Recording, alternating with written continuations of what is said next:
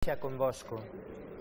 Lectura do Santo Evanxeo segundo Mateo.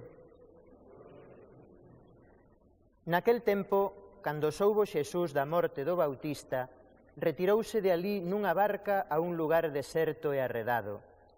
En canto a xente o soubo, foino seguindo por terra desde as vilas. Así, cando desembarcaron, atopouse cun gran xentío. El, conmovido, curou a todos os enfermos. Chegada a tarde, os discípulos foron onda el e dixéronlle: o lugar está moi arredado e a hora moi avanzada.